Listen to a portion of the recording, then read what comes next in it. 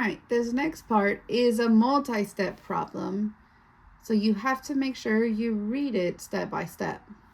So it says the shaded model represents a fraction. All right, so I'm going to figure out what fraction is being shown. All right, so if I count them all, I know my denominator is going to be 16 because there are 16. Then I'm going to count the ones that are colored for my numerator. 1, 2, 3, 4, 5, 6, 7, 8, 9. So I know the shaded is 9/16. Now the next step says write an addition expression that equals this fraction. All right, addition expression. This isn't something we see often, so they gave us a clue. The decomposed fraction. Decompose is a vocabulary word we have been using since the beginning of the school year. Decompose means to break apart. So I'm going to break apart 9/16, showing addition. So I can have 9/16 equals 3/16 plus 3/16 plus 3/16. Or I could have done 8/16 plus 1/16. There are many options. As long as I am showing addition. Did I show addition? Yes. Did I decompose? Yes. That's all I'm checking for. There are many answers you could have had here. Now the next step, it says for each fraction below, they're talking about this fractions. 1/2, 3/4, 27 and 4/8, 14 and 32, 5/8. You're going to write less, equal, or greater compared to the model. That means we're using these fractions.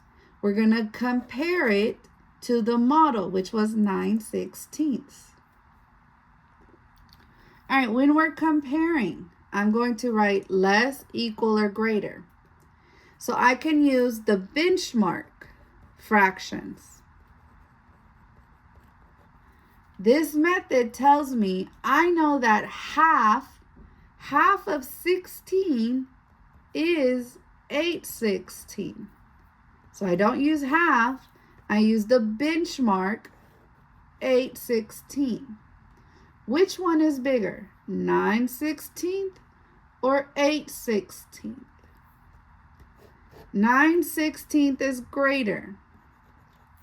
So I would say half is less than 9/16. This is one way you can compare fractions. All right, let's look at another way. That's using benchmark fractions. Let's look at 9/16 compared to 3/4.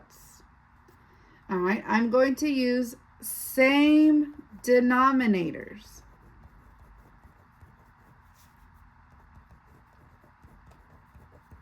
If you look at it, I don't have same denominators, not yet. So I'm going to use an equal fraction. I need to make sure they have the same. How do I go from 4 to 16? I would multiply times 4. What you do to the bottom, you do to the top. What's 3 times 4? 12. So I no longer have 3/4, I now have 12/16 because I have same denominators. Now we look and compare. Which one is bigger, 9/16 or 12/16? 12/16 is bigger. So I would say 3/4 is greater.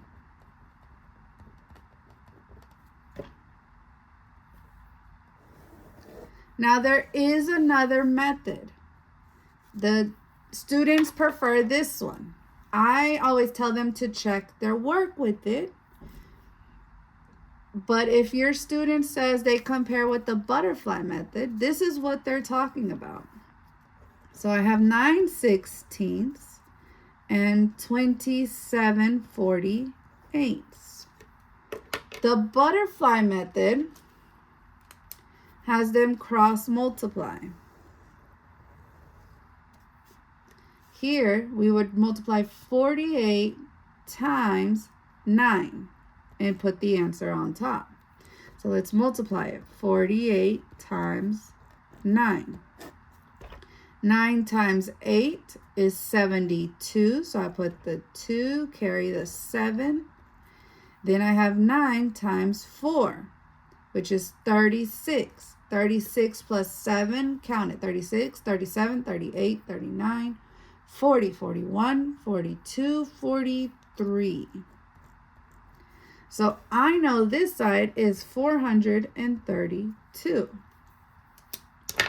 Then we compare the other side. Same thing, we're going to multiply and put the answer on top. It is very important to make sure when you multiply, you put the answers on top. All right, this is a 2-digit by 2-digit, so we use the box method.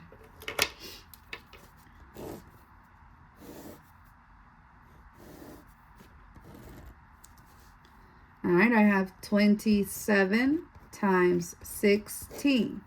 I'm going to break apart, decompose 27 into 20 plus 7. That is my top number. Then I'm going to decompose 16.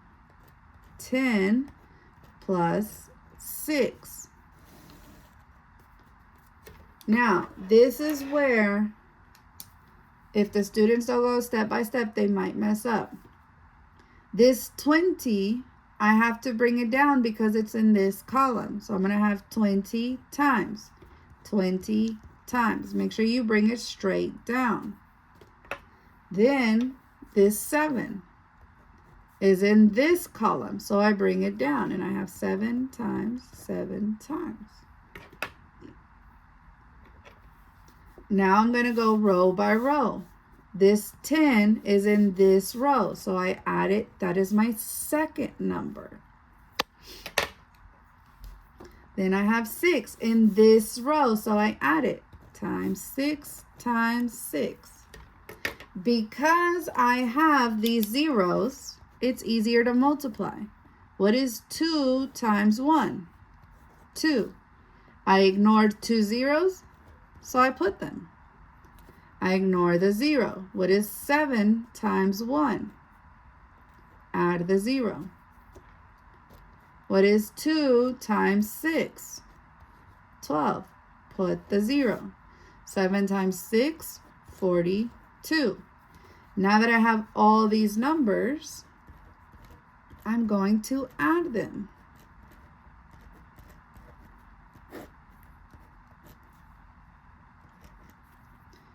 7 plus 4, 11, plus 2 is 13. So I put the 3, carry the 1. 2 plus 1 is 4. So I know this equals 432. So I go back to my butterfly and I look at it. This fraction is equal to 432. This fraction is equal to 432. So I know that they are both equal. So I would put equal. Then you can compare these two using whichever method is easiest. The benchmark fractions, same denominators, or the butterfly. Just make sure you're careful when you're multiplying.